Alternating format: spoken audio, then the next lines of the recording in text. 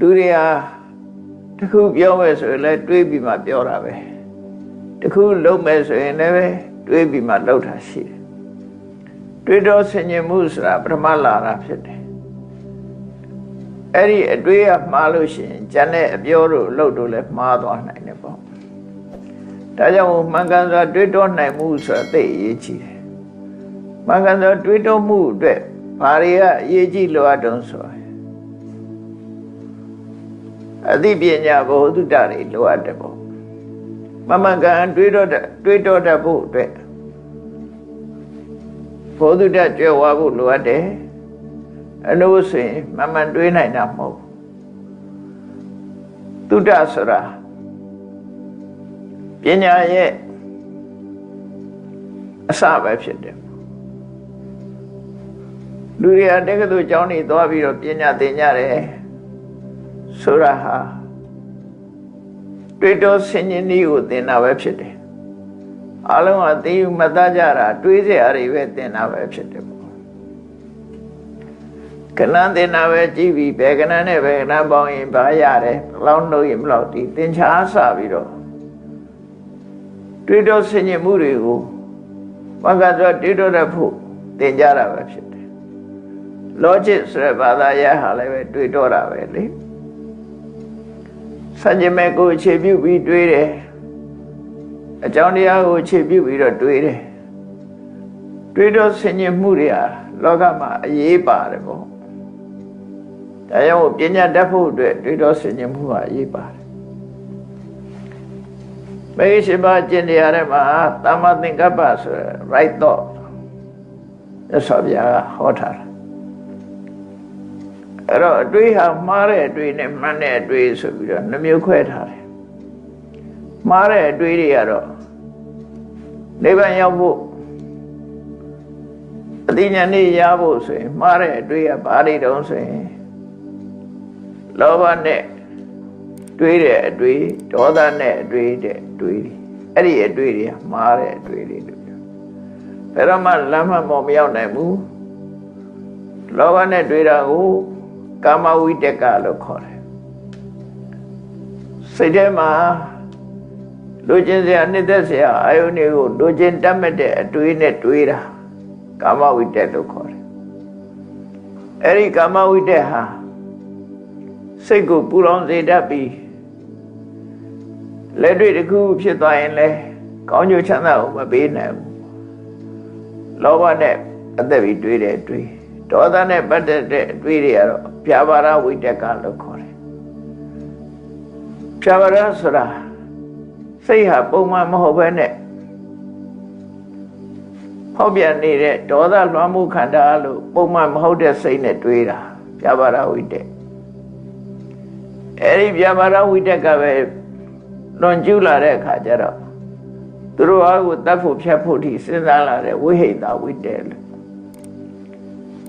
ပြာဝရဝိတ္တနဲ့ဝိဟိတဝိတ္တကဒေါသနဲ့ပတ်သက်တဲ့အတွေးတွေကြီးပဲ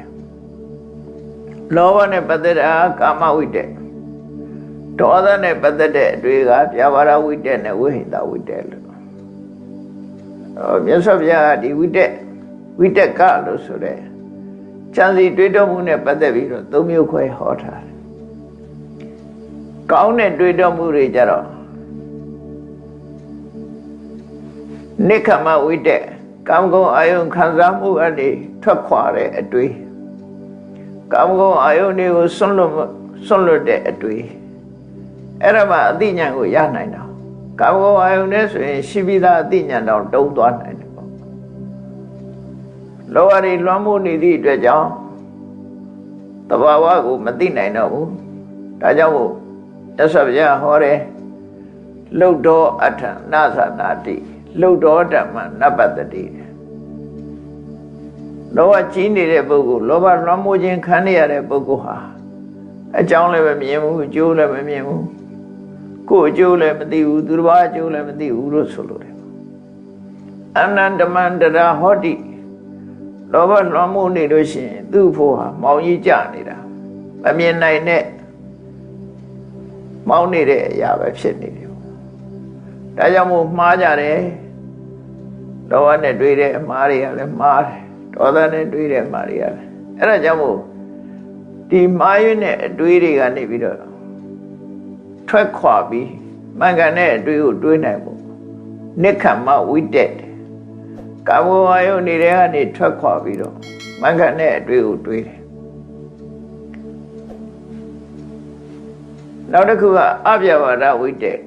ဒေါသကင်းတဲ့အတွေးဆိုမေတ္တာနဲ့တွေးတဲ့အတွေးမေတ္တာနဲ့တွေးတဲ့အတွေးဟာသူများကိုလည်းမထိခိုက်ဘူးကိုယ်ကိုလည်းမထိခိုက်ဘူးကျိုးစီးပွားကိုလိုလားတဲ့အတွေးတွေနဲ့တွေးတာဖြစ်သွားကြကိုယ်အတွက်လည်းကောင်းကျိုးချမ်းသာရနိုင်တယ်သူတစ်ပါးအတွက်ဒီလည်းကောင်းကျိုးချမ်းသာရနိုင်အဲ့တော့မေတ္တာနဲ့တွေးတဲ့အတွေးအပြဘာဒဝိတက်ကလို့ negative နဲ့ပြောတာဖြာဘာဒဝိတက်ကဒေါသနဲ့တွေးတာဆိုရဲ negative နဲ့ထွက်လိုက်တဲ့အခါမေတ္တာနဲ့တွေးတာ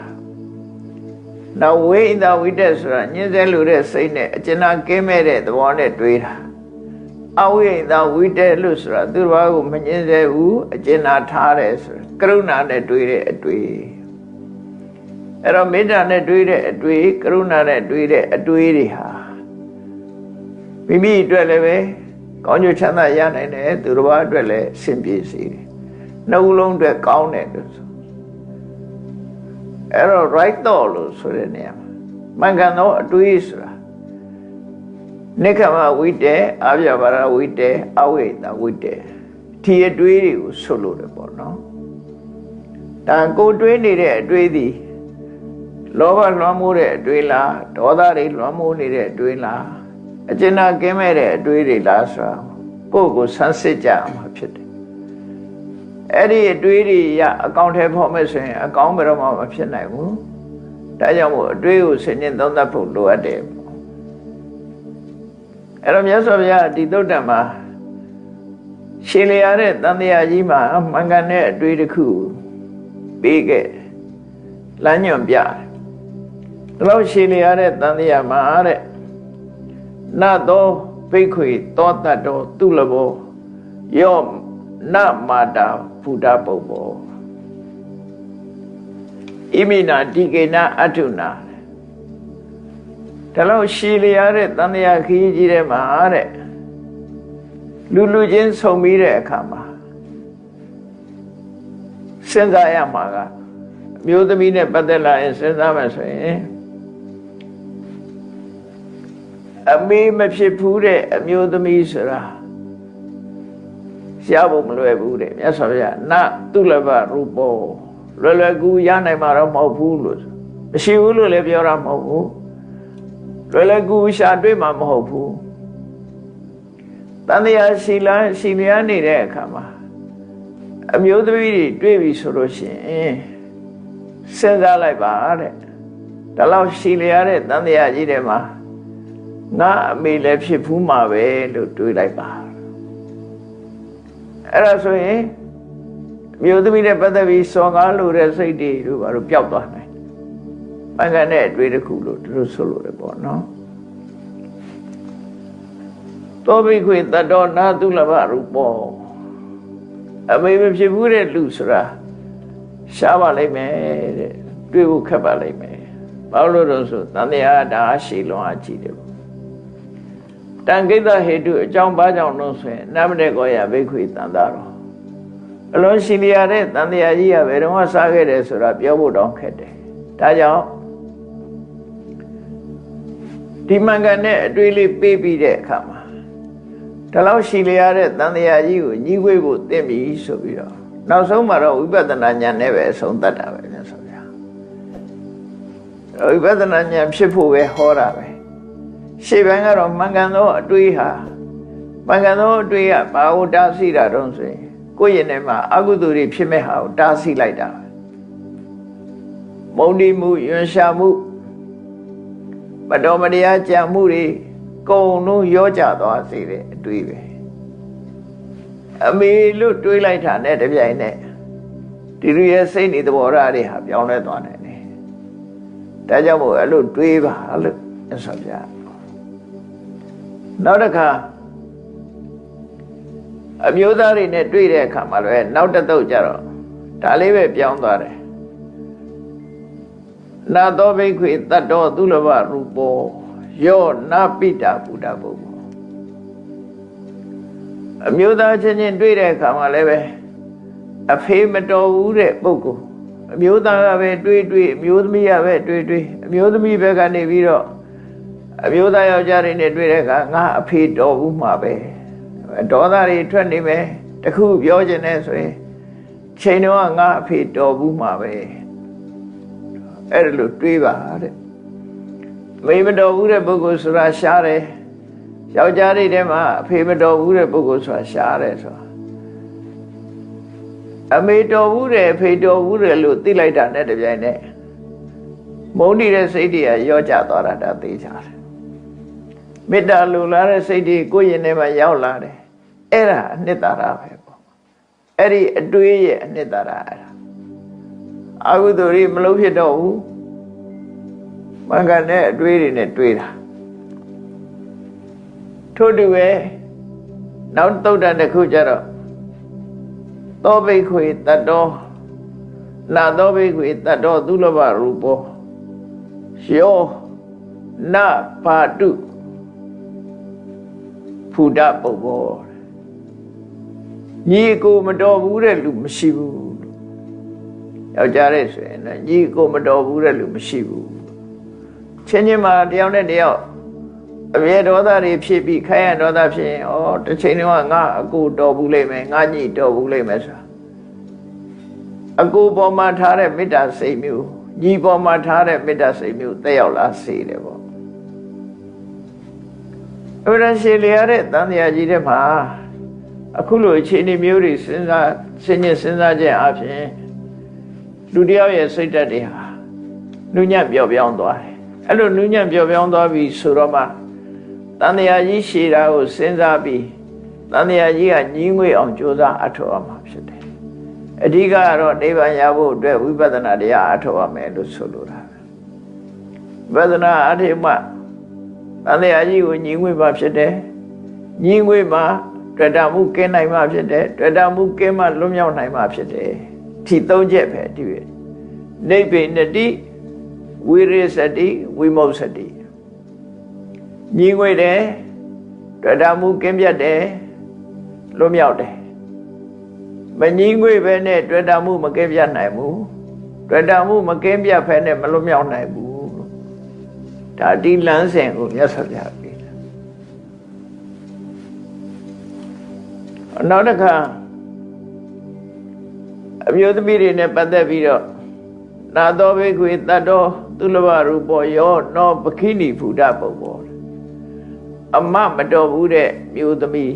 ညင်မမတော်ဘူးတဲ့အမျိုးသမီးဆိုတာမရှိဘူးဆိုင်ရလို့တွေးတော့ရမှာနော်အမရီညင်မရီမတော်ဘူးလားဆိုတာမရှိနိုင်ဘူးမတမရခဲ့တယ်နောက်သုတ်တန်တစ်ခုကျတော့နာသောဘိက္ခွေတတ္တောသုလဘရူပောယောနာပုဒ္ဓဘုဒ္ဓပုဒ္ဓဘုဒ္ဓပုပ္ပောတဲ့အဲ့တော့သူပဲဖြစ်ဖြစ်ငါသားသမီးတော်ဘူးမှာပဲဆိုတန်တရားဆိုတာကောင်းရင်ပြစ်လိုက်တဲ့တုတ်ချောင်းလို့ပဲအရင်ကလည်းကြာရင်ကြာမယ်ဖျားကြာရင်လည်းကြာမယ်တန်တရားထဲမှာဆိုအမျိုးသမီးတွေနဲ့ပြောမယ်ဆိုရင်အမေဖြစ်တဲ့အခါဖြစ်အမဖြစ်တဲ့အခါဖြစ်ညီမဖြစ်တဲ့အခါဖြစ်အမျိုးသားတွေဆိုရင်အဖေဖြစ်တဲ့အခါဖြစ်ညီဖြစ်တဲ့အခါဖြစ်ကိုဖြစ်တဲ့အခါဖြစ်ဦးလေးတို့တော်တို့ဆိုတာလည်းဖြစ်ကြအဲ့တော့ဘဝချင်းနီးစပ်လာပြီဆိုလို့ရှိရင်ဗမာတွေပြောတဲ့ရေဆက်ဆုံးတယ်ပေါ့ရေဆက်ဆုံးတယ်ဆိုတာတော့ရှေးကပြောတဲ့စကားအခုနောက်ပိုင်းကျတော့ပဋ္ဌာန်းဆက်ဆုံးတယ်ဆိုပြီးပြောကြပြန်တယ်တော့ရှီရရတဲ့တန်တရားကြီးတွေမှာဘုရားမှာတုံနဲ့တူဆုံတွေးကြတယ်ဆိုကြတဲ့ကအတိတ်ဘက်ကဖြစ်ပေါ်လာတဲ့အကြောင်းတရားတွေရှိနိုင်တယ်ဆိုစဉ်းစားအဲ့လိုစဉ်းစားပြီးကိုယ့်ရင်ထဲမှာရှိတဲ့မတော်လောဘတွေအမုန်းဒေါသတွေအကျဉ်းမဲ့တဲ့ ဝိသတရားတွေဒီအတွေးတွေကိုဖျောက်ဖို့ပဲအဓိကအဲ့ဒီအတွေးတွေစာမေတ္တာနဲ့တွေးတယ်ကရုဏာနဲ့တွေးတယ်အဲ့ဒါဆိုရင်ကိုယ့်ရဲ့နဲ့မှာရှင်းပြီးတော့ကုသိုလ်ကောင်းမှုဖြစ်နိုင်တယ်မြတ်စွာဘုရားရဲ့ဘဝတည်ပင်နဲ့ထူးထူးခြားခြားဖြစ်စဉ်တစ်ခုရှိတယ်မြတ်စွာဘုရားကနာတိကမြို့ကိုကြွသွားတဲ့အခါမှာအဲ့နာတိကရွာမှာ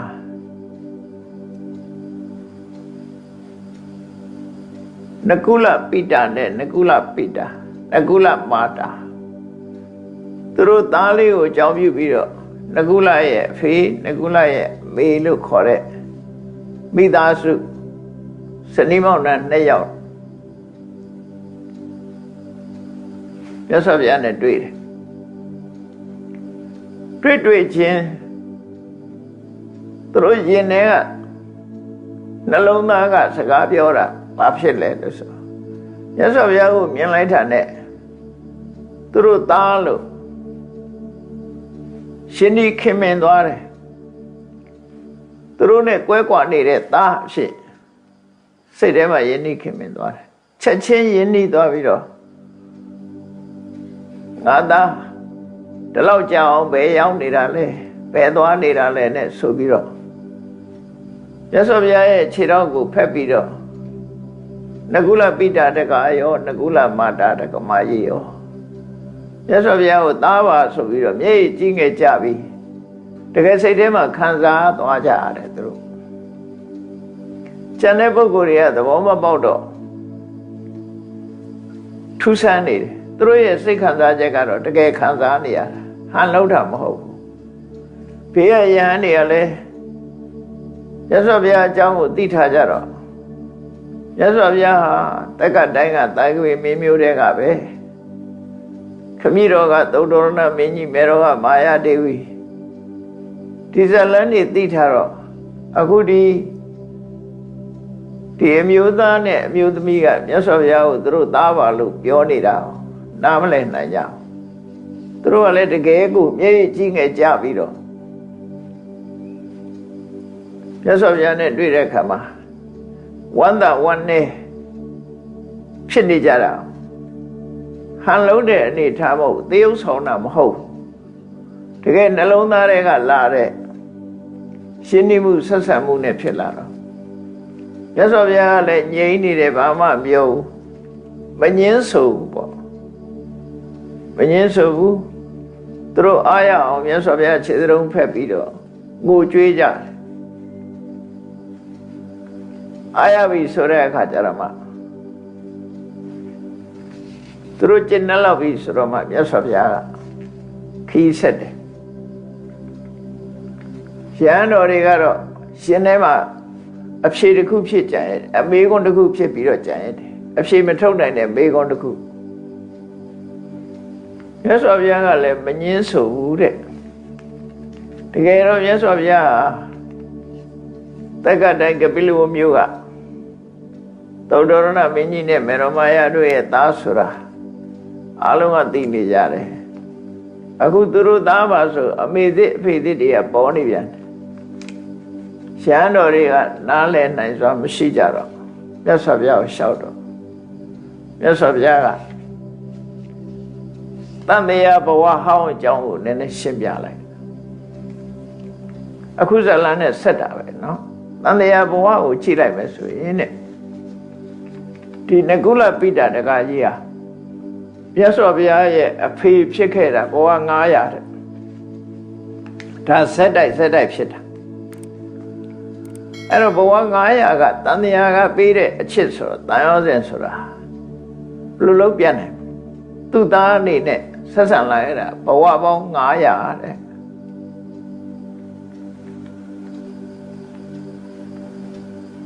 အဲ့တော့အဖေဘဝတွေပဲဘဝပေါင်း900ရှင်းနေမှုပါနောက်တစ်ခါအဖေတော့မဟုတ်ဘူးယဉ်နေတဲ့တဲမှာအဖေရဲ့အကိုသို့မဟုတ်အဖေရဲ့ညီဦးကြီးဦးလေးပေါ့ဦးကြီးဘွားလည်းပဲ900ဦးလေးဘွားနဲ့900ဘဝပေါင်း1500 သူတို့လက်ထက်မှာဘုရားလောင်းရမြတ်စွာဘုရားရဲ့ပွားဟာတန်တရားမှာနေခဲ့တာဆိုတော့ရှင်တဲ့နှလုံးထဲမှာရောက်နေတဲ့တန်တရားကဖြစ်လာတဲ့တန်ရောစဉ်ဘဝပေါင်း1500တန်ရောစဉ်တွဲလာခဲ့တဲ့ပုဂ္ဂိုလ်ဖြစ်တယ်ဒါကြောင့်မို့သူတို့သားပါလို့ဆိုပြောတာတကယ်စိတ်ခံစားချက်တွေအဲ့လိုဖြစ်ရနောက်ငကုလမိတာမာတာတက္ကမကြီးရလဲရသော်ဘုရားရဲ့မိခင်ဘဝအတိတ်တုန်းကဘုရားလောင်းဖြစ်စဉ်ကဘဝပေါင်း900ဇက်တိုက်မိခင်ဖြစ်ခဲ့တယ်အဲ့ဒီကလေးကသူ့သားဆိုတာတာယောဇဉ်ကတော့တန်တရားကဖြစ်ပေါ်လာတဲ့အချိန်ချင်းသားတော့ခဲ့ရတဲ့မိခင်တူအနေနဲ့သူ့သားလို့တဏ္ဍဆွဲတာဒါသဘာဝကြတဲ့အရာတစ်ခုပဲဖြစ်တယ်မိခင်ဘဝပေါင်း900ဇက်တိုက်ဖြစ်တယ်မိခင်တို့တာယောဇဉ်ဖြစ်ကြတယ်အမေဖြစ်သူရဲ့ကြီးတော်အမေဖြစ်သူရဲ့အငယ်အတော်ဘဝ900စီရှိတယ်အလုံး1500ငကုလပိဋကမကြီးရဲ့လက်ထက်မှာလည်းပဲတန်တရားမှာဘဝပေါင်း1500ရသော်ဗျာကြီးပြင်းခဲ့ရတယ်တခါတရံကြတော့လူတွေဟာထပ်ပြီးတော့ဖြစ်ကြတယ်ထပ်ပြီးဖြစ်တယ်ဘဝနိကန္တိဆိုတာရှိတယ်နိကန္တိဆိုတာတွေ့တာမှုကိုပြောတာဘဝတစ်ခုမှာဆုံးဖြတ်ပေးတာတခါတရံကံကနေဆုံးဖြတ်ပေးတာမဟုတ်ပဲနဲ့နိကန္တိကဆုံးဖြတ်ပေးတာတယ်နိကန္တိဆိုတာကြိုက်နှစ်သက်မှုတဏှာကိုပဲခေါ်တာပါအကြိုက်လို့ပြောရမှာလူတွေမှာကြိုက်နှစ်သက်မှုရှိတယ်ဒါကြောင့်မို့လို့တယောက်နဲ့တယောက်အကြိုက်မတူကြတာတွေလည်းရှိမှာပဲဘဝမှာကိုကြိုက်တာကိုနှစ်သက်တာတွေဟာရှိနေတတ်တယ်ပေါ့အတိတ်ဘဝကြိုက်ခဲ့တဲ့ဟာမျိုးဆိုလို့ရှိရင်လေဒီဘဝမှာတဏ္ဍဆွဲကြိုက်ကြတယ်နှစ်သက်ကြတယ်ထေသားနဲ့ပတ်သက်ပြီးတော့လည်းကြိုက်နှစ်သက်တာရှိတယ်လူနဲ့ပတ်သက်ပြီးတော့လည်းပဲရှိတယ်စဉ်းစားမိကြပါလိမ့်မယ်တခါတရံတခါမှမမြင်ဘူးပဲမဲ့လို့ပထမဆုံးစမြင်ရတဲ့ပုဂ္ဂိုလ်တောင်မှပဲစိတ်ထဲမှာယဉ်နီးခင်မင်သွားတာမျိုးတွေဖြစ်တတ်တယ်ပေါ့မသိမသာအကြောင်းအရာကိုတော့မသိဘူးဘာကြောင့်ခင်မင်တယ်လို့တော့မသိဘူးသို့တော့သူ့ရဲ့အပြောဆိုသူ့ရဲ့ဟန်မူရာကကိုယ်နဲ့ယဉ်နှီးနေသလိုဖြစ်တယ်ခံစားရတတ်တယ်အဲ့ဒါမျိုးဆိုလို့ရှိရင်ဘဝတန်တရားမှာနှီးခဲ့တယ်လို့ပြောဆိုလို့ရတယ်ပေါ့တန်တရားဘဝတုန်းကအလွန်နိကကဖြစ်ခဲ့တဲ့ပုဂ္ဂိုလ်ဖြစ်တချို့ပုဂ္ဂိုလ်တွေကြတော့မြင်တာနဲ့တွင်အမြင်ကတ်တာမျိုးတွေဖြစ်တတ်တယ်လူမြင်လိုက်တာနဲ့အမြင်ကတ်နေတာဘာကြောင့်လဲလို့မဟုတ်ဘူးလူတိုင်းမှာအဲ့ဒါမျိုးရှိတတ်တယ်ဒီကောင်မျက်စိတည်းမတည့်ပါဘူးလူမြင်တာနဲ့ကိုအမြင်ကတ်နေတယ်တချို့ကဘာကြောင့်မှမဟုတ်ဘူးအဲ့ဒါလည်းပဲနောက်ကြောင်းကတစ်ချိန်တုန်းကမတည့်ခဲ့တဲ့ပုံကိုယ်တွေဖြစ်တတ်တယ်တချို့ကျတော့လူမြင်လို့ကြောက်တာလည်းရှိတယ်သူ့မြင်တာနဲ့ပဲသူ့အကြည့်ကိုကြောက်တာလည်းရှိတယ်အဲ့ဒါလည်းရန်သူဖြစ်ခဲ့တာတွေဖြစ်မယ်ချိန်တုန်းကအနိုင်ကျင့်ခဲ့တဲ့လူတွေရန်သူတွေဖြစ်ခဲ့တဲ့လူတွေမှာတန်တရားကပါလာတဲ့စိတ်ဆွဲလန်းမှုဆိုတာအမှန်တမ်းပြင်းထန်တယ်ဒါတွေကစိတ်ဆွဲလန်းမှုတွေကရုပ်ပုံထီအောင်ပေါ်လာတဲ့တခါကြတော့ဆိုပါစို့လူတယောက်ဟာလက်ဖြတ်ခံရလို့သုံးဖို့ကြိုးတုပ်ခံရပြီးသေသွားလို့ရှိရင်သူ့ရဲ့စိတ်ဆွဲလန်းမှုကကြိုးတုပ်ထားတယ်လို့စိတ်ထဲမှာဖြစ်ပြီးကြိုးတန်းလန်းတဲ့သူကသေရတယ်ဆိုလို့ရှိရင်ဒီဘဝမှာလည်းပဲကြိုးတုပ်ရွက်ကလေးလာမွေးတဲ့ဟာမျိုးတွေရှိတတ်တယ်အဲ့ဒါဘာကြောင့်လို့ပြောမယ်ဆိုရင်တော့စိတ်ဆွဲလန်းမှုလို့ပဲပြောရမှာဖြစ်တယ် စိတ်ဆွဲလန်းမှုကအလွန်ပြင်းနေတကယ်တုတ်ထားတာမဟုတ်ပြီမဲ့လို့တုတ်ထားတယ်လို့စိတ်ထဲမှာခံစားရရင်အဲဒီတုတ်ထားတာလေးတွေဖြစ်တတ်တယ်တချို့လဲအမှတ်ကလေးလုပ်ပေးလိုက်လို့ရှိရင်နောက်ဘဝမှာအမှတ်တွေ့တယ်လို့လည်းပြောချတယ်ပေါ့နော်မှတ်သားပေးလိုက်ရင်တော့များသောအားဖြင့်ဒါတွေကစိတ်ဆွဲလန်းမှုတွေလို့ဆိုရမှာပဲဖြစ်တယ်ကိုယ့်ရဲ့စိတ်ဆွဲလန်းမှုကြောင့်မို့လို့လူဟာပုံပေါ်တတ်တယ်လို့မိခင်လှုပ်တဲ့ပုဂ္ဂိုလ်ရဲ့စိတ်ဆွဲလန်းမှုကြောင့်လည်းပဲရုပ်ပြောင်းတတ်တယ်ဒါဇလန်းနေတွေ့ဘူးပါလိမ့်မယ်အင်္ဂလန်ကအမျိုးသမီးတယောက်သူ့ခန်းထဲမှာနီဂရိုပုံကြီးချိတ်ထားတယ်အသားမဲမဲကြုတ်ကြုတ်နဲ့နီဂရိုပုံကြီးချိတ်ထားအဲ့တော့အခန်းထဲမှာဘာလို့မဟုတ်ဒီရုပ်ပုံကြီးချိတ်ထားတော့အဲ့ဒီပုံကြီးကိုကြည့်ပြီးတော့ချိုင်းနေတဲ့သဘောတော့မဟုတ်စိတ်ဆွဲလန်းမှုဖြစ်သွားတယ်ဒါကြီးကမျက်စိတွေကမထွက်ဘူးအဲ့ဒီမျိုးသမီးကမွေးဖွားလာတဲ့အခါမှာအဲ့ဒီနီဂရိုရုပ်ဖြစ်နေတယ်ဆိုနောက်ဆုံးမှာ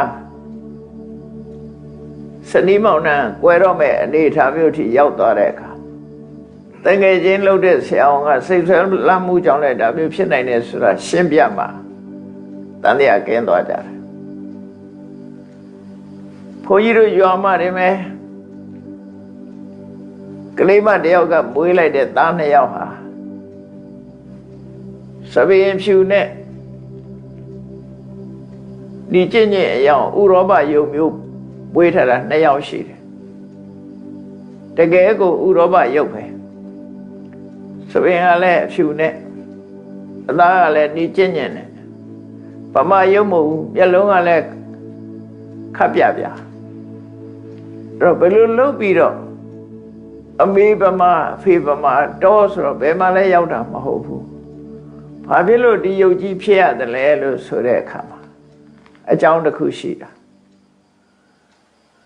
ဗမာပြည်ကိုငပြယောဂါနဲ့ပတ်သက်ပြီးတော့နိုင်ငံခြားဆရာဝန်ကြီးတွေကလာပြီးတော့ဆေးထိုးတယ်အဲ့မြေရိုးတယောက်ငပြဒေသတွေလိုက်ပြီးတော့ဆေးထိုးတဲ့အခါမှာအဲ့သူတို့ရဲ့မိခင်လောင်းအမျိုးသမီးကဒီနီဆက်ဆက်လူကြီးတွေနိုင်ငံသားကြီးတွေမကြည့်ရဲဘူးကြောက်တယ်ဘုန်းကြီးတို့ငယ်ငယ်တော့လူကြီးတွေခြောက်ထားတာကလားကြီးလာပြီကလားကြီးလာကလားဆိုကြောက်နော်ခြောက်ထားတော့ကလားဆိုကြောက်တယ်အခုလည်းဒီနီဆက်ဆက်လူကြီးတွေမြင်တဲ့အခါကျတော့သူကြောက်တာကြောက်တော့ဆေးထိုးရဖို့ခေါ်တဲ့အခါမှာမလာဘူးပုံနေတာအဲ့ဒါရွာလူကြီးတွေကအိမ်ထဲကဆွဲထုတ်ပြီးတော့အတင်းထိုးခိုင်းတဲ့အခါမှာကြောက်နဲ့သူဆေးထိုးလိုက်ရပြီအဲ့ဒီလူကြီးတွေဥရောပသားကြီးတွေပြင်သစ်ကြီးတွေရဲ့ရှုပ်ပုံကြီးတွေမျက်စိတွေမှာဆွဲထင်နေတယ်သူမွေးလိုက်တဲ့ကလေးတွေကနှစ်ယောက်စလုံးအဲ့ဒီပုံစံဖြစ်လာအခုတော့ရှိသေးတဲ့ထင်တယ်အဲ့လူတွေအဲ့ဒါတော့မှဖြစ်တာနော်အဲ့တော့စိတ်ဆွဲလန်းမှုဆိုတာဒါမိခင်ရဲ့စိတ်ဆွဲလန်းမှုကတော့ဒီလောက်အကျိုးသက်ရောက်လို့ရှိရင်ကာယကံရှင်တယောက်ရဲ့စိတ်ဆွဲလန်းမှုဟာတိတဲ့ပူပြင်းထန်စရာရှိတယ်ပေါ့အဲ့တော့ဘဝဆိုတာအဲ့ဒါမျိုးတွေဖြစ်တတ်တယ်လူတွေဟာဒါကြောင့်မို့အချင်းစရိုက်တွေကစပြီးတော့တုံးနဲ့တူမတူထူးခြားမှုတွေဖြစ်လာတယ်ကိုယ်တဏ္ဍမှာမကောင်းတဲ့အချင်းစရိုက်တွေရှိရင်ဒီဘဝမှာကြိုးစားပြီးတော့ပြုပြင်ကြအောင်မပြုပြင်မှုဆိုရင်ဒီအကျင့်စရိုက်ကြီးကဝါသနာဆိုပြီးတော့လက်ခံပြီးတော့နေလို့ရှိရင်နောက်ဘဝမှာလည်းမကောင်းတဲ့ဝါသနာတွေပါသွားနိုင်တယ်ကောင်းတဲ့ဝါသနာလည်းပါသွားနိုင်တယ်ပေါ့အဲ့တော့လူရဲ့စိတ်ဆိုတာအမှန်မှထူးဆန်းတယ်ပေါ့နော်အဲ့လိုဖြစ်တတ်တယ်မေတ္တာနဲ့အတူတူဆက်ဆက်ပြီးတဲ့ပုဂ္ဂိုလ်တွေကတော့အမေလိုဖေလိုညီလိုကိုလိုမောင်နှမလိုတချို့ကအမျိုးမတော်ဘဲနဲ့ခင်မင်းနေကြတာတွေရှိတယ်လေဆွေမျိုးတဲ့တောင်ခင်သေးတယ်ချို့ကြတော့ဆွေမျိုးချင်းလည်းသိမခင်ဘူးညီကိုမောင်နှမချင်းတောင်မခင်တာတွေရှိတယ်မတည့်ကြအောင်ညီကိုမောင်နှမချင်းတောင်စကားမပြောတဲ့လူတွေရှိတယ် တစိမ့်တရားကြတော့သွားပြီးတော့ခင်းမင်းနေကြပြန်အဲ့ဒါတွေကအတိတ်ကနောက်ခံအကြောင်းတစ်ခုရှိတယ်လို့ပဲမှားရမှာဖြစ်တယ်ရှိလျားလျက်တဲ့တန်တရားမှာဘဝမှာအမျိုးစုံတွေ့နိုင်တာတော့ဒါထုံးစံပါပဲ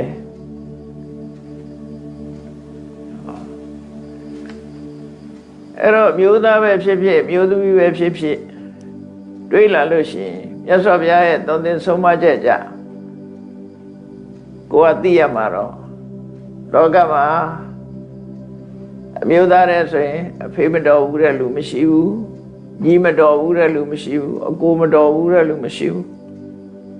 တော်တူတော်ဘူးကြမှာပဲသာသမီမတော်ဘူးတဲ့လူမရှိဘူးသားမတော်ဘူးတဲ့ပုဂ္ဂိုလ်မရှိဘူးသားတော်ဘူးမှာပဲမျိုးသမီးတဲ့ဆိုလို့ရှိရင်လည်းအမေတော်ဘူးမှာပဲညီမတော်ဘူးမှာပဲအမတော်ဘူးမှာပဲသမီးတော်ဘူးမှာပဲလို့အဲ့ဒီလိုစဉ်းစားလိုက်တာနဲ့တပြိုင်နက်မေတ္တာသက်ရောက်မှုဖြစ်သွားပြီလောဘဒေါသစိတ်ရိုင်းများကို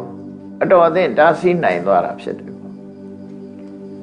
တန်တရားကြီးကရှေ့ကြားနေသည့်အတွက်ကြောင့်ဒီအတွေးဟာလွယ်မတဲ့အတွေးတော့မဟုတ်ဘူးမှန်ကန်တဲ့အတွေးဖြစ်တယ်လို့မြတ်စွာဘုရားဒီလိုဆိုတာပေါ့နော်အဲ့လိုရှေ့နေရတဲ့တန်တရားမှာအခုလိုဖြစ်တာအဆမ်းမဟုတ်ဘူးဒါကြောင့်မို့ဘဝမှာကြုံတွေးလာပြီဆိုလို့ရှိရင်သင်္ခါရတရားတွေနဲ့ပတ်သက်ပြီးတော့ဒါလောက်ရှိနေရတဲ့အတွေ့အကြုံတွေလွန်များပြီးတော့အကြိမ်ကြိမ်ထပ်အကြောင်းထပ်နေတဲ့ဘဝခရီးတွေကိုညှင်းငွေဖို့သင့်ပြီတွေ့တာမှုကင်းပြတ်ဖို့သင့်ပြီတန်တရားကလွတ်အောင်ကြိုးစားဖို့သင့်ပြီလို့ဒီသုတ်တန်နေအလုံးကိုအခုလိုပဲမြတ်စွာဘုရားကဒီကုန်းချုပ်ခေါ်ခဲ့တာဖြစ်တယ်20မြောက်နောက်ဆုံးသုတ်ကတော့မကြခင်ကတခါဟောခဲ့ဘူးတဲ့ဒီဟာသူ့ယူရဲ့တသုတ်သေးဟောထားတယ်အဲ့တော့အခုနဝတကဒေသနာမှာဒီသုတ်လေးကိုထပ်ပြီးတော့ဟောပြမယ်ဆိုရင်သူကသမိုင်းကြောင်းခတ်ဆန်လာအခုဗမာပြည်သမိုင်းမှာလည်းပဲရှိကြတယ်လေပကံသွားလို့ရှိရင်စိတ်ခံစားရတဲ့ပုဂ္ဂိုလ်တွေရှိတယ်ပကံရောက်သွားလို့ရှိရင်ပကံသမိုင်းမှာပါဝင်ခဲ့ဘူးတဲ့ပုဂ္ဂိုလ်တွေရှိတယ်အဲ့ဒီပုဂ္ဂိုလ်တွေကပကံရောက်တိုင်းစိတ်ခံစားကြရတယ်သူတို့ဘာကြောင့်ဒီလိုဖြစ်တယ်ဆိုတာတော့သိကြမှသိမှာပကံရောက်ရင်လွမ်းသလိုလိုဆွေးသလိုလိုနဲ့နေဘူးသလိုလိုဆိုရဲစိတ်ခံစားမှုတွေနဲ့အများကြီးဖြစ်ခဲ့ကြတယ်ဖြစ်တဲ့လူတွေရှိတယ်ပေါ့နော်အခုဒီနောက်ဆုံးသုတ်တန်ကမြတ်စွာဘုရားရာဇဂုပြည်ခေစကုတ်တောင်မှာတောအကြောင်းမှာသတင်းသုံးနေထိုင်စဉ်ရှဟန်နေပြီကိုဟောတာဖြစ်တယ်တန်တရားရှိလျားတဲ့အကြောင်းပဲဟောတာပဲဖြစ်တယ်ဒီဗဒ္ဒကဘာမှာရှိတဲ့အပြောင်းလဲတွေဗမာပြည်မှာလည်းကြည့်လိုက်ပဲဆိုရင်အပြောင်းလဲတွေဟာဓမ္မများတယ်ယမအစတကောင်ကလို့ဆိုတဲ့နေရာမှာအခုဒီကနေ့ခေတ်တွေ့ရတဲ့တကောင်ကအေယာဝတီမြစ်ရဲ့ရှေ့ဘက်ရောက်တယ်ဟိုရှေ့တုန်းကတကောင်ကအေယာဝတီမြစ်ရဲ့နောက်ဘက်မှာမြစ်ကြောင်းပြောင်းသွားတယ်လို့ဒီလိုဆိုကြတယ်ဒါပြောင်းလဲမှုတွေတော့ရှိတယ်ပေါ့ဒါမှန်တယ်ဘုန်းကြီးတို့ငယ်ငယ်တုန်းကရွာနာမှာမြေကြောင်းကအိမ်ရှိနားမှာကတ်နေတာအခုတော့အိမ်နဲ့တော်ဝေးသွားတယ်ရွာနဲ့တော်ဝေးသွားတယ်မြေကြောင်းတွေပြန်နေဆိုတာအဗဓမ္မထင်ရှားတယ်ကိုမွေးတဲ့ဒေသမှာပြန်ကြည့်လိုက်မယ်ဆိုရင်ဒုတိယကမ္ဘာစစ်အတွင်းကကိုင်းတော်တွေကြီးကျယ်ရှိတဲ့လက်ပံမင်းကြီးတွေကြီးတွေရှိတယ်တစ်ပင်ကြီးတွေကြီးတွေရှိတယ်ညဆိုလို့ရှိရင်စီကြုံနေကိုင်းတော်တွေကြားခွေးအားအော်တဲ့အတန်တွေကြားနေရတယ်ဒီနေ့ခေတ်သွားကြည့်လိုက်လို့ရှိရင် ကိုင်းမင်းဆိုတာဒီဟာလို့ပြောရမှာတော့ရှားသွားပြေပြင်းကြီးကကွင်းမြင့်ကြီးဖြစ်သွားတယ်ကွင်းမြင့်ကြီးဖြစ်ပြီးတော့အကုန်လုံးကစိုက်ခင်းနေဖြစ်သွားတယ်ပြောင်းလဲသွားပြီဘလောက်မှမကြသေးခင်ပြောင်းသွားတာဒါတွေကဟိုရှိတုန်းကဘုန်းကြီးတို့ရွာရဲ့ရှေ့ဘက်ဟိုဘက်ကန်းကရွှေကုန်းနိုင်ဆိုရွာရှိတယ်အဲရွှေကုန်းနိုင်ရွာပြင်ထွက်လိုက်တာနဲ့တောအုပ်ကြီးတွေရှိတယ်လူတွေအထင်းခွေတဲ့အဲ့ဒီတောအုပ်တဲ့သွားခွေရအခုဆိုလို့ရှိရင်တောင်ကြီးရောက်သည့်ထိုင်အောင်ပြောင်းတလင်းခတ်နေတယ်ဘာမှမရှိတော့သစ်ပင်ကိုမရှိတော့တောင်ပေါ်သစ်ပင်နေတော့တဖြည်းဖြည်းကုန်လာဘယ်နေရာမှသစ်ပင်နေရာအုပ်ဆိုင်နေတာမရှိဘူးပြောင်းလဲမှုတွေလို့ပြောရမှာဖြစ်တယ်ခန့်ငယ်တုန်းကတောင်ကြီးကိုတစ်ခါရောက်တယ်ကိုရင်မဝါတုန်းကညောင်ရွှေရောက်ရင်တောင်ကြီးသွားတယ်ညောင်ရွှေရောက်တယ်ယထာနဲ့သွားတယ်အဲ့ဒီတုန်းကဆိုရင်ယထာလမ်းပေးမှဆိုရင်သစ်ပင်ကြီးတွေမောကြည့်လောက်အောင်ချီးတယ်ပေါ့ကလောတို့ဘာလို့ဆိုထေဥပင်ကြီးတွေကြီးခင်သွားကြည့်ရင်မရှိတော့ဘူးအဲ့ဒါပြောင်းလဲမှုတွေဆိုတာဘဝအတွင်းမှာပဲအများကြီးပြောင်းလဲသွားတယ်အဲ့တော့မြတ်စွာဘုရားကဒီဗဒ္ဒကဝမှာနေမဲ့ဖះငါးစုပွင့်တဲ့ဗဒ္ဒကဝမှာကောရမမြတ်စွာဘုရားရဲ့အရင်ပွင့်သွားတဲ့ဖះသုံးစုကကုသနာမြတ်စွာဘုရားကောရကမဏမြတ်စွာဘုရားနဲ့ကတ္တဝမြတ်စွာဘုရားအဲ့ဒီသုံးစုပွင့်သွားတဲ့ကောရမဘုရားလက်ထက်အခြေအနေဟာအကြီးကျယ်ပြောင်းလဲသွားတယ်ဆိုတာကိုဒီသုတ်တန်ကဟောထားတာပဲဖြစ်တယ်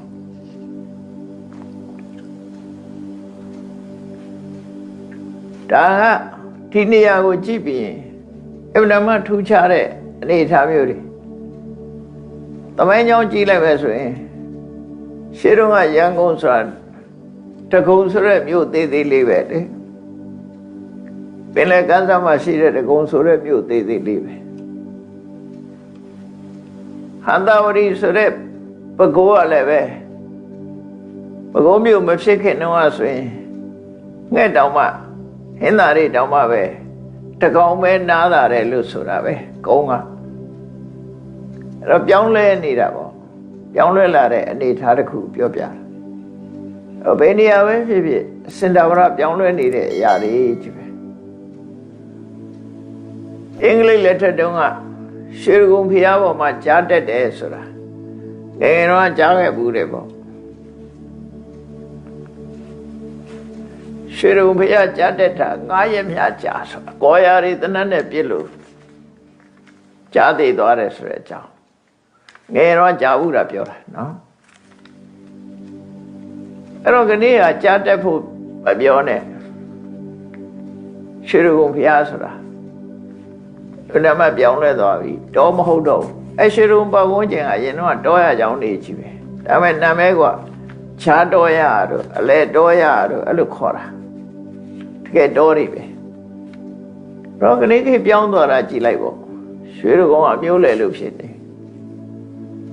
အဲ့တော့မကြခင်ပဲပြောင်းလဲမှုတွေဆိုတာရှိတယ်ဒီဖျားလက်ထက်မှာနေမယ်နှစ်တောင်မှပဲ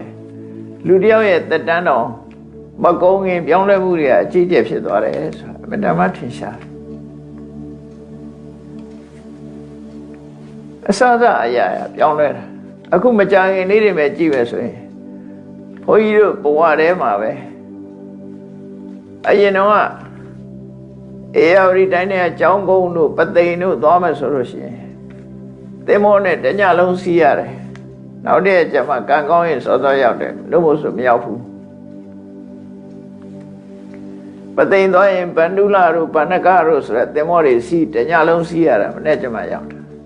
ဟောကနေ့ခေတ်ကြတာအဲ့လိုမဟုတ်တော့ဘူးလေကားနဲ့2နာရီ3နာရီအတွင်းရောက်သွားပြီဒါလည်းပြောင်းလဲမှုတွေလို့ခေါ်တာပဲကြီးကျယ်ပြောင်းလဲသွားတာပဲအေရဝတီတိုင်းကလူတွေကအရင်တော့အေရဝတီတိုင်းမှာအပြောတစ်ခုရှိတယ်တနေရာနဲ့တနေသွားရင်ခုချိန်သွားရင်ရေမမီတော့ဘူးခုချိန်သွားရင်ရေမီသေးတယ် ရေမီတယ်ရေမမေဘူးဆိုတဲ့အသုံးဟာကနေပြောက်သွားပြီဘုန်းကြီးတို့ငယ်တုန်းကကြားခဲ့သေးတယ်ဒီချိန်သွားလို့မမီတော့ဘူးဆိုတာချောင်းနေမြောင်းနေတယ်မှရေကိုမီအောင်သွားရတယ်ရေတဲ့ရေကြရှည်ချမ်းနဲ့တွေးနေလို့ရှိရင်သွားလို့မရတော့အခုကတော့ရှည်တဲ့ရေချဆိုတာစကားနဲ့တောင်ထဲ့မပြောကြတော့ပါပြောင်းလဲမှုတွေလို့ဆိုလို့ရပေါ့နော်အဲ့ဒါလိုပဲမြတ်စွာဘုရားကတန်တရားကြီးရဲ့ရှင်လျာခြင်းကြောင့်ပြောင်းလဲတဲ့သဘောတရားတွေကိုဟောတာ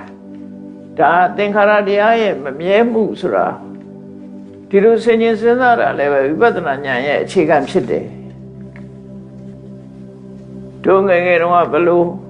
အခုကျတော့ဘလို့ตายရတဲ့အနေနဲ့တော့မကြည့်နဲ့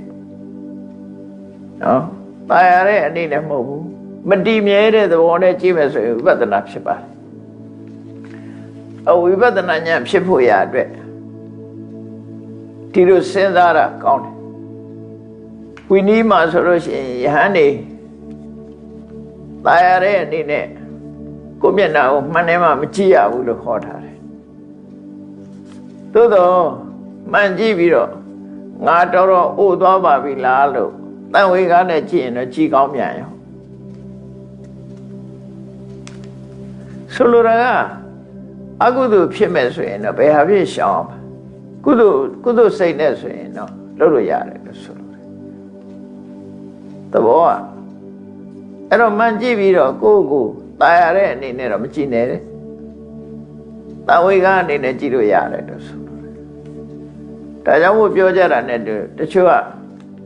ပွဲတောင်မှတန်ဝေကားနဲ့ကြည့်ပြီးတော့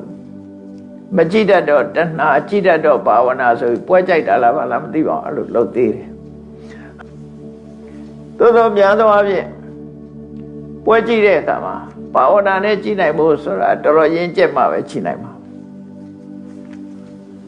တဏှာနဲ့ကြည့်ဖို့ရတော့အဲ့လိုမျိုးကြတော့ကိုယ့်ကိုထင်သေးဟိုတဲ့ပေါ့အထင်ကြီးပြီးတော့မလုံးသင့်ဘူးဥပမာပဲဆင်းကြီးတစ်ကောင်ကရေထဲမှာဆင်းပြီးတော့ငုတ်လိုက်ပေါ်လိုက်လှုပ်ပြီးတော့ဆင်းကြီးကကစားတာအဲ့ဆင်းကြီးတောင်မှဒီလိုကစားနိုင်သေးတာပဲငါလဲရေထဲဆင်းပြီးကစားအောင်မယ်ဆိုပြီးတော့ရှုံးတစ်ကောင်ကဆင်းကြီးမြုပ်လောက်တဲ့ရေထဲဆင်းရင်မြုပ်သွားမှာပေါ့သူကတော့ဆင်းကစားဆိုတော့သူပဲကစားလို့ရမလဲအဲ့ဒါလိုပဲမကြည့်တတ်တော့ဘာဝနာဆိုရင်တကယ်ကမ္မထာရည်ကျက်နေတဲ့ပုဂ္ဂိုလ်တွေကြည့်ရင်တော့ဘာဝနာဖြစ်ကောင်းဖြစ်မယ်မရင်းကျက်တဲ့ပုဂ္ဂိုလ်သွားကြည့်ရင်တော့တဏှာဖြစ်ဖို့ကပုံများတယ်ပေါ့အဲ့ဒါမျိုးအတုမယူရဘူးလို့ပြောတာတုမယူရဘူးပြောတာအဲ့တော့ကိုယ်ထာနဲ့ကိုယ်တိုင်းတာနဲ့ကိုယ်ပဲလောက်ကြမှာဖြစ်တယ်အဲ့တော့ဒီသုတ္တမှာမြတ်စွာဘုရားကတန်တရားအလွန်ရှင်းနေလို့တဲ့ဝေဘုံလတောင်ကြီးကိုကြည့်ပြီးတော့ဟောတာမြတ်စွာဘုရားရှင်းတော့ငါတဲ့ဒီဝေဘုံလတောင်ကြီးကို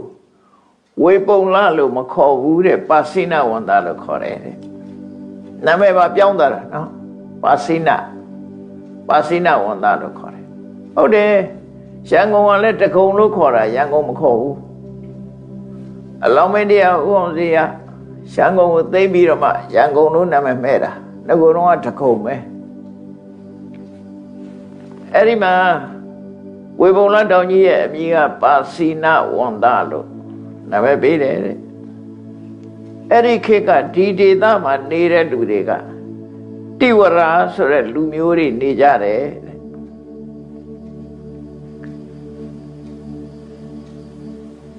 အဲ့ဒီတိဝရလူမျိုးတွေရဲ့တက်တန်းကအနှစ်4000အသက်ရှည်ကြတယ်အဲ့ဒီအချိန်မှာတိဝရလူမျိုးတွေဟာ4000နဲ့မှမွေးဖွားပြီးတော့ဒီပါစိနဝန္တတောင်ကိုတက်တဲ့အခါမှာ4ရက်တက်ပြီးတော့4ရက်ပြန်ဆင်းရတယ်အတက်4ရက်အဆင်း4ရက်တောင်ကြီးကဘယ်လောက်မြင့်နေဆိုတာစဉ်းစားဖို့တောင်ထိပ်ရောက်ဖို့အတွက်4ရက်တည်း ပြန်ဆင်းရင်လည်း4 ရက်အဲ့ဒီအချိန်မှာကကုသန္တမြတ်စွာဘုရားပွင့်ခဲ့တာတဲ့အဲ့ဒီခေတ်ကကုသန္တမြတ်စွာဘုရားပွင့်ခဲ့တယ်ကကုသန္တမြတ်စွာဘုရားရဲ့လက်ဝဲရလက်ရရအက္ခတဝကတပည့်2 ပါးကလက်ရရကရှင်ဝိတုရလက်ဝဲရကရှင်သင်္စီဝါဆိုရအက္ခတဝက2 ပါးရှိတယ်တဲ့မြတ်စွာဘုရားဒီလိုပြောပြီးတော့ကဲကြည့်ကြစမ်းနဲ့ယဟန်တွေကိုပြောပြဒီတောင်ကြီးရဲ့နာမည်ပါစိနဝန္တဆိုတဲ့အမည်လည်းပျောက်သွားပြီတဲ့မရှိတော့ဘူးလူတွေလည်းအကုန်သေးကုန်ပြီတဲ့မြတ်စွာဘုရားလည်းပြိဋိဘဆံသွားပြီတဲ့ကဥဒ္ဒနာမြတ်စွာဘုရားဧဝံအနိစ္စဘိက္ခွေသင်္ခါရသင်္ခါရတရားတွေဟာအဲ့ဒါလို့ကိုမမြဲတာတဲ့ဧဝံအတုဝဘိက္ခွေသင်္ခါရသင်္ခါရတရားတွေဟာအဲ့ဒါလို့ခိုင်ခံ့တာမရှိဘူးဧဝံအနတ္တတိကဘိက္ခွေသင်္ခါရသင်္ခါရတရားတွေဟာသက်ရှုချောင်တာမရှိဘူးယာဝိစီရဘိက္ခွေလမေဝသဗ္ဗသင်္ခါရေတုနိဗ္ဗိန္တိတောအလံဝိရိစိတောအလံဝိမုစိတောသင်္ခါရတရားတွေပေါ်မှာညီငွေဖို့ကြိုးစားတဲ့တွေ့တာမှုတွေဖြတ်ဖို့ကြိုးစားလွတ်မြောက်ဖို့ကြိုးစားကြလို့ဟုတ်တယ်လေပကံသွားလို့ရှိရင်လည်းဟိုငေးဒီငေးနဲ့ဟိုဟာကြည့်တာကြည့်ပြီးတော့ပြန်မလာနဲ့စဉ်းစားကြည့်လိုက်အရိမတနာပကံမြေကြီးကိုတည်သွားတာအနောရမင်းကြီးမရှိတော့ဘူးအခုဘယ်သူနေတော့အဲ့ဒီနောရမင်းကြီးမရှိတော့ဘူးနောရဘုရင်ရဲ့နောက်ဆက်ခံတဲ့မင်းနေလည်းမရှိတော့ဘူးရှင်းတော့အရိမတနာဆိုတဲ့နာမည်နဲ့ခေါ်လာတဲ့အခုခေတ်တော့ပကံလို့ပဲခေါ်နေတယ်အဲ့တော့အရိမတနာဆိုတဲ့နာမည်နဲ့ပျောက်သွားပြီနော်ဘုရင်ကြီးလည်းတည်သွားပြီဖះတွေလည်းပြိုကျကုန်ပြီတော်များများပျက်စီးကုန်ပြီသင်္ခါရတွေကမမြဲပါလားလို့ပကံဖះဥသွားရင်အဲ့ဒါလိုစဉ်းစားခဲ့အဲ့လိုတွေးလာလို့ရှိရင်ဒါဝိပဿနာဉာဏ်ဖြစ်တယ်အဲ့လိုပဲစဉ်းစားမှာပဲဖြစ်တယ်နော်နောက်တစ်ခါမြတ်စွာဘုရားကဟောဒီဝေဘုံလတောင်ကြီးဟာတဲ့တစ်ချိန်တုန်းကဝင်ကကတောင်လို့ခေါ်ခဲ့ကြသေးတယ်တဲ့လူမျိုးတွေကတော့ရောဟိတတဆိုတဲ့လူမျိုးတွေဒီနားမှာပတ်ဝန်းကျင်မှာနေကြတယ်သူတို့ရဲ့သက်တမ်းကတော့နှစ်3000တန်းတဲ့ရောဟိတတလူမျိုးတွေဟာဝင်ကကတောင်ကိုတက်တဲ့အခါမှာ3 ရက်ကြာတက်ရတယ်3 ရက်ကြာပြန်ဆင်းရတယ်အဲ့ဒီအချိန်မှာကောဏဂမနမြတ်စွာဘုရားပွင့်တယ်ကောဏဂမနမြတ်စွာဘုရားရဲ့တာဝက2 ပါးတော့ရှင်ပိယောသနဲ့ရှင်ဥဒ္ဒရ2 ပါးတို့ဟာလဲဝဲရနဲ့လဲရဖြစ်တယ်ရဟန်းတို့စဉ်းစားကြည့်ကြ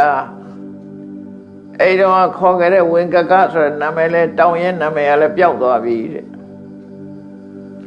အဲ့ဒီရောဟိတတဆိုတဲ့လူတွေလည်းမရှိတော့ဘူးကုန်သေးသွားပြီကောဏဂမနမြတ်စွာဘုရားလည်းပြိဋိဘံဆံသွားပြီဒါကြောင့်သင်္ခါရတရားတွေဟာဘယ်မှမမြဲဘူးလို့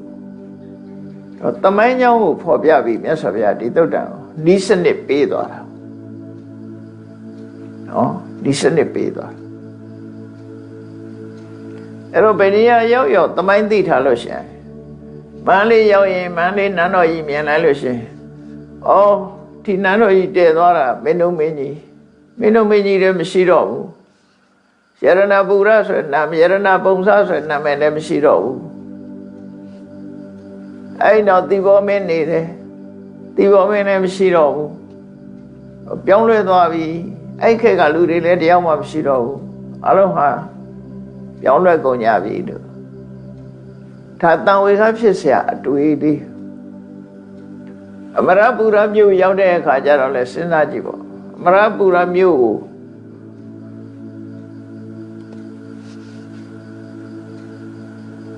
N.I. Whiteley အမရတီဆိုတဲ့အတိုင်း1144 N.I. Whiteley အမရပူရမြို့လို့တဲတယ်အမရပူရဆိုတာအမရမသေးတဲ့ပူရမြို့မသေးတဲ့မြို့လို့ပြီးတယ်ဘိုးတော်မင်းတရားကြီးတဲ့သွားတဲ့မြို့အမရပူရသူခေတ်ကမတ္တမထွန်းကားခဲ့တယ်ပေါ့စာပေအားစာပြီးတော့ထွန်းကားတယ်အခုဘိုးတော်မင်းတရားကြီးလည်းမရှိဘူးနာမည်လေးတော့ကြံသေးတယ်အမရပူရတခါတည်းအကြတော့မန်းလေးရဲ့တောင်ဘက်မှာနေလို့တောင်မြို့လို့လည်းခေါ်ကြတယ်နောက်တစ်ချိန်ရောက်လို့ရှိရင်နာမည်တွေလည်းပျောက်သွားမှာဖြစ်တယ်အဲ့လိုပြောင်းလဲသွားတာလို့ဆိုတော့အခုမရပူရမြို့ခွက်ရာဆိုရင်ပျောက်နေပြီကျုံးတွေလည်းကောသွားပြီသို့တော့ကံကောင်းတာတော့ကျုံးတောင်လေးတောင်မှာဖရာလေးစုတည်ခဲ့တယ်ရွှေလင်းပင်တို့ရွှေစကားတို့ထမရဲ့အဲ့ဒီဖရာလေးစုရှိလို့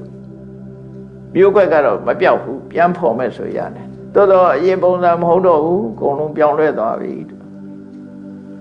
တော့ဒီလိုဆိုလိုတာပေါ့အရာခတ်သိမ်းဟာပြောင်းလဲနေတယ်အမြဲတည်းတော့တရားလို့ဒီလိုနှလုံးသွင်းရမှာဖြစ်တယ်အထုံးတော်မြတ်စွာဘုရားဆက်ပြောတာဆက်ပြီးဟောတာတော့တစ်ချိန်တုန်းကလည်းဒီဝေပုံလတောင်ကြီးကိုသူပတ္တတောင်လို့ခေါ်ခဲ့တယ်တဲ့အဲ့ဒီတော့ကလူတွေရဲ့လူမျိုးတွေဟာသုတ်ပိယဆိုတဲ့လူမျိုးတွေတဲ့ဒီနတ်ပတ်ဝန်းကျင်မှာနေခဲ့ကြတယ်သုတ်ပိယလူမျိုးတွေရဲ့သက်တမ်းဟာနှစ်2000ရှည်တယ်သုတ်ပိယလူမျိုးတွေဟာဒီတောင်ပေါ်ကိုရောက်ဖို့ရအတွက်2ရက်တည်းရတယ်ပြန်ဆင်းတော့လဲ2ရက်ဘုရားတဆူဒါဒီတကဘာထဲတင်ပြောင်းလဲနေတာကိုပြောတာဒီဗဒ္ဒကဘာထဲမှာတင်ပြောင်းလဲတာဘုရားတဆူနဲ့တဆူကြားဟာတေယုဇနာမြင့်တက်တယ်ဆိုတဲ့ဆိုရတောင်တွေကနှိမ့်လာတယ်မြေကြီးကသာမြင့်လာတောင်ကတော့မြင့်မတော့ဘူးမြေကြီးကပဲမြင့်လာအဲ့ဒီအချိန်မှာကတ္တဝမြတ်စွာဘုရားပွင့်တယ်ကတ္တဝမြတ်စွာဘုရားရဲ့တပည့်နှစ်ပါးတော့ရှင်ဒိဋ္ဌာနဲ့ရှင်ပါရထွာစာတို့ပဲဖြစ်တယ်အဲ့ဒီခေတ်ကတောင်ရဲ့နာမည်လည်းပျောက်သွားပြီလူမျိုးတွေလည်းသေသွားပြီဖះလည်းပြိဋိဘံဆံသွားပြီတဲ့မြတ်စွာဘုရားကခေစကုတောင်ကနေပြီးတော့ဝေပုံလတန်ကိုလက်ညှိုးထိုးပြီးတော့ဒီဝေပုံလရဲ့သမိုင်းကြောင်းကိုပြန်ပြောပြအဲ့တော့သမိုင်းကြောင်းကိုပြောတဲ့အခါမှာတန်ဝေကနဲ့ပြောတာတခါတည်းကျတော့စကားဆိုတာတိရိစ္ဆာနကထာလို့လည်းခေါ်တယ်ဆိုပါစို့သမိုင်းကြောင်းကိုပြောတဲ့အခါမှာမြတ်စွာဘုရားကယဟန်တွေကိုရာဇကထာဘယင်တွေအကြောင်းပြောရင်ตายရတဲ့အနေနဲ့ပဲပြောရဘူးနောက်ဆုံးကျတော့ကမ္မထမ်းဖြစ်အောင်ဘယ်လိုပြောမလဲအဲ့ဒီဘယင်ကြီးလည်းမရှိတော့ဘူးခုတန်တရားသင်္ခါရဆိုတာဘယ်ရမှမမြဲဘူးဆိုတာနဲ့အဆုံးသတ်အဲ့ဒါတိရိစ္ဆာနကထာဖြစ်ကလွတ်သွားတယ်နော်တိရိစ္ဆာနကထာလွတ်သွားဗမာပြည်မှာထင်ရှားခဲ့တဲ့ရုပ်ရှင်မင်းသားမင်းသမီးတွေပြောခြင်းလဲပြောပေါ့ဘုန်းကြီးတို့ငယ်တော့ရွှေပါဆိုတဲ့အတိုက်ခိုက်ကောင်းတဲ့မင်းသားမရှိတော့ဘူးပျောက်သွားပြီခုဒါအနိစ္စပဲပေါ့မင်းသားမင်းသမီးတွေအကြောင်းပြောရင်လည်းပဲဒါတယောက်ဆောင်တဲ့ပုဂ္ဂိုလ်တွေဟာ